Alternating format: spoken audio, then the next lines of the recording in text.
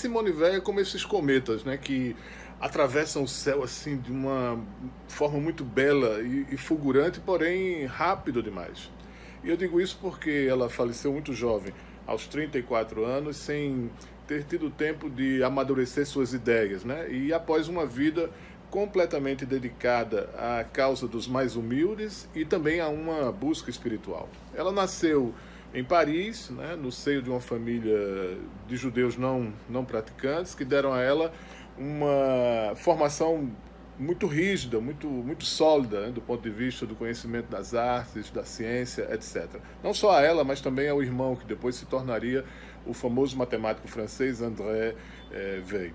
Pois bem, ainda criancinha, só para se ter um exemplo da personalidade, né, de Simone Weil, ela apadrinhou um soldado francês que estava no front, na Primeira Guerra, e em solidariedade a ele, mas também aos seus colegas de combate, ela decidiu abrir mão, né, dos doces e das guloseimas às quais ela fazia jus enquanto criança, né? Essa mesma atitude de renúncia, de doação, ela manifestou em outras ocasiões de sua vida, como, por exemplo, quando ela era professora no ensino médio, ela decidiu viver com uma parte ínfima do salário para poder doar os vencimentos aos pobres, né? Então ela sempre teve essa atitude muito forte de solidariedade e de renúncia a uma vida material, ao conforto, etc. Do ponto de vista, inclusive, físico, as fotos mostram como ela se vestia de uma maneira completamente despojada e nada feminina para os padrões da época, né? Pois bem, Simone Weil entrou na universidade cedo. Ela conviveu com aquela geração de filósofos franceses, né, do início do século XX, Sartre, Camus. Ela foi a aluna predileta do filósofo Alain. Com Camus ela desenvolveu uma relação especial. Após a morte de Simone Weil, Camus editou alguns dos seus livros, fez prefácio também para essas obras. E um dado interessante é que quando ele ganhou o prêmio Nobel de Literatura, um dia antes de viajar para Estocolmo para receber a premiação, ele pediu à mãe de Simone Weil para ficar um tempo meditando no quarto que tinha sido dela, né? Enfim, ela conheceu Simone de Beauvoir, mas duas Simones na mesma época, na mesma universidade, na Sorbonne, né? Isso não dava certo, então elas tiveram uma relação assim de colegas, mas não chegaram a constituir uma amizade. Simone Weil fez críticas severas à postura existencial, né, de Simone de Beauvoir. Quando Simone Weil termina a universidade, ela não prossegue na carreira universitária, ela se torna professora do ensino médio, ela obtém um diploma que dá acesso, né, ao magistério no ensino médio na França, que é a agregação, e aí vai trabalhar como professora. Mas aí, na universidade também, ela tinha desenvolvido muito o seu lado de militante política, né? Ela foi uma militante de esquerda, aguerrida, com vínculos com o Partido Comunista. E nesse momento em que ela está, né, trabalhando como professora, ela se dá conta que há uma espécie de hiato, né, de fosso entre a reflexão e a ação, né? E isso ela aprendeu muito com o filósofo Alain, é bem possível. E ela decide abandonar o magistério para trabalhar como operário, para viver as condições de um trabalhador. E é um período muito rico do ponto de vista da formação moral dela, política, filosófica, mas altamente destrutivo para a saúde dela, né? Então, ela fica um ano trabalhando em várias fábricas, especialmente a Renault, em condições muito penosas. Ela é uma intelectual, ela tem uma constituição física muito frágil, ela tem crises imensas de enxaqueca e o trabalho na fábrica era impossível, né, para ela realizar. Ela disse que, inclusive, esse período foi uma marca de escravidão, né, que ficou incrustada no corpo dela. Mas, ao mesmo tempo, ela também reconhece que foi ali na fábrica, no ambiente operário, que ela conheceu outras formas de solidariedade e de vínculos afetivos, quando ela, extremamente cansada, extenuada pelo trabalho, recebia auxílio, apoio dos colegas, né, da fábrica. Enfim, ela fica tão debilitada com essa experiência que a família é compelida a levá-la a Portugal para que ela possa recuperar a saúde. E lá em Portugal ela tem uma primeira experiência mística. Na verdade, ela teve três grandes experiências místicas, né? Essa, em Matosinhos, quando ela vê uma procissão de mulheres de pescadores cantando uns cânticos religiosos em português. Ela não sabe português, mas ela acha aqueles cantos de uma tristeza imensa. Isso é muito interessante porque a via de aproximação de Simone Weil de Deus, da espiritualidade, se dá sempre por meio da beleza, né? Então, esse foi o primeiro arrobo espiritual que ela teve, um contato com a fé católica, ela que vinha de uma família, né, de judeus.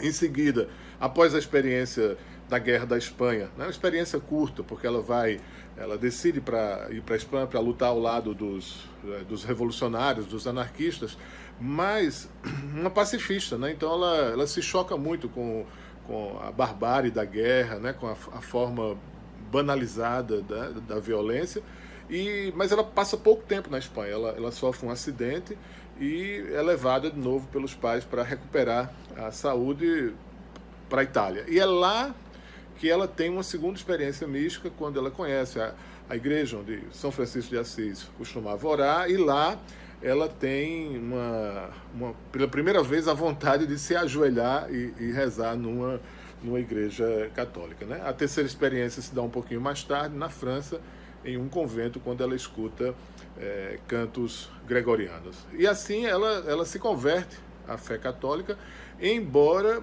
nunca tenha reconhecido a instituição da igreja. Simone Weil sempre foi muito refratária a todo tipo de poder e de instituição, né? Então, ela manteve-se muito mais numa postura mística, né, em relação à igreja, do que propriamente numa atitude de fidelidade de conversão, né, completa. Então, após essas experiências místicas, né, a situação na Europa piorou muito para os velhos, né? E eles são obrigados a deixar a França, quer dizer, inicialmente deixar Paris, né? E se mudam para o sul da França, para Marselha. Simone Weil de início resiste, mas ela percebe que acompanhar os pais era uma maneira também de evitar que o pior acontecesse com eles, né? Então, ela vai para Marselha e é lá, ela diz isso, né, naquele ambiente de passagem, de exílio, onde as pessoas, né, transitavam fugindo da França, é lá que ela se sente em casa, né? Isso porque o contato com o mar Mediterrâneo fazia muito bem a ela, quer dizer, não só do ponto de vista da saúde, mas também porque evocava, né, a cultura grega, que era uma cultura pela qual ela era apaixonada. Ela escreve, né, sobre a Ilíada. Em Marselha, ela tem uma experiência campesina também, trabalhando numa fazenda. Ela conhece monges dominicanos com os quais entretém uma relação intelectual muito forte. Tanto é que depois da morte dela, um desses monges, o Perrin, se encarregará de publicar os livros, porque Simone Weil morreu sem deixar muita coisa escrita, né, publicada. Quer dizer, escrita não, publicada. E os livros dela são póstumos, né? Como, por exemplo, esse aqui, O Peso, a Gravidade e a Graça, que é um livro muito bacana, né? Onde há especialmente uma reflexão sobre a atenção, né? Enfim, o absoluto e tal. E ela, depois desse período riquíssimo em Marselha, mas também que é curto, né? Porque tudo na vida de Simone Weil é muito rápido, ela vai para os Estados Unidos, inicialmente, depois para a Inglaterra, onde ela vem a falecer de tuberculose, mas muito também, segundo os depoimentos, por conta do sacrifício que ela fazia, assim, porque ela decidiu que viveria comendo apenas a mesma quantidade de ração diária a qual os franceses na zona ocupada faziam jus, né? Então aquilo foi debilitando a saúde até que ela veio a falecer. Mas o tempo que ela ficou na Inglaterra é produtivo do ponto de vista intelectual e também é interessante do ponto de vista político, porque ela apoia, né, a resistência francesa mesmo à distância, inclusive com ideias mirabolantes que nunca foram colocadas em prática. É na Inglaterra que ela escreve esse livro que eu gostaria de recomendar, O Enraizamento. Infelizmente, essa tradução que eu tenho aqui da Edusca não é muito boa, né? Porque falta ela o subtítulo, que é absolutamente indispensável para a compreensão do conteúdo da obra, porque é prelúdios para a construção de uma ideia de deveres humanos, alguma coisa assim, que eu não me esqueci como é em francês, mas enfim, esse subtítulo explica, portanto, o grande propósito dessa obra. Eu diria que, na verdade, aqui Simone Weil nos apresenta uma reflexão sobre o enraizamento, né? Sobre a necessidade que os seres humanos têm de fincar raízes, mas isso não necessariamente no sentido territorial, né? Até porque naquele contexto, após a Segunda Guerra Mundial, o nacionalismo, né, tem para ela uma dimensão muito crítica. Mas no sentido de que os seres humanos estabelecem raízes, né, com os outros seres humanos, quer dizer, vínculos afetivos, e ela fala sobre essas formas de enraizamento, né, tão necessárias, né, aos seres humanos, e ao mesmo tempo de como o capitalismo, de como a guerra e outros fenômenos desenraizam, né, os seres humanos, inclusive no sentido territorial, né, o problema da imigração, do exílio, etc.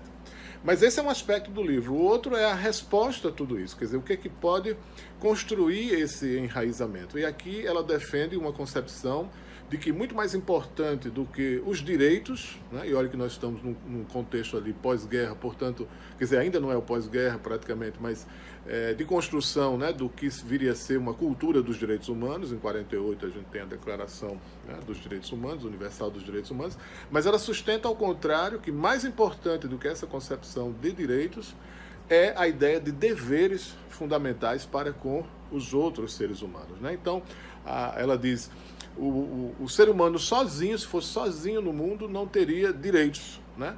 Mas ele ainda assim teria deveres, né? Então ela sustenta uma concepção muito particular da ideia de deveres e numa atitude crítica semelhante, por exemplo, que Hannah Arendt, né, teria, né, em relação à cultura dos direitos humanos, e mostra como essa ideia, né, funda, né, o conceito mesmo de respeito e de dignidade. Portanto, é um trabalho de peso. Eu só recomendo que leiam em uma outra edição, por exemplo, a portuguesa, né, que está publicada pela editora Relógio d'Água, se eu não me engano, né?